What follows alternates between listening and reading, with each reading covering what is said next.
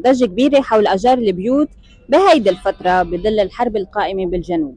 خلينا نشوف رأي العالم بالموضوع وإذا حيطلعوا من الجنوب أو لا. صار في غلا منيح، 400 500 $600. إذا صار في حرب ناويين تطلعوا؟ لا، باقيين هون. باقيين هون ان شاء الله. سمعت بأجارات الشقق؟ هيدي استغلال للناس، بس كمان انا بقول هيدي شيء من السوشيال ميديا، لانه عندي صاحبي زهير من حاصبية درزي، بيوته في مفتوحه، عنده كذا فيلا فاتحها للعالم كلياتها. ما يعني عم بحس انا سوشيال ميديا هيدي شويه عم بيبالغوا بالمواضيع. وعندي صاحبي الثاني كاميليو بطرابلس مسيحي، كمان بيته مفتوح. ما بعرف، بحس انا في مبالغه بالمواضيع.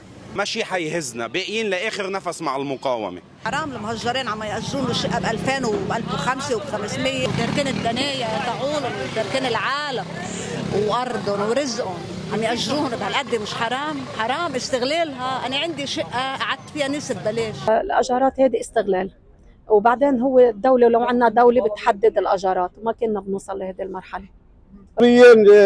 رفعوا الاجارات والمنطقه الامنيه فضيت، اجوا لهون صاروا يستغلوا الموضوع، صاروا يرفعوا الاجارات. عندك ناس استغلوا فرصه، اجروا البيت $250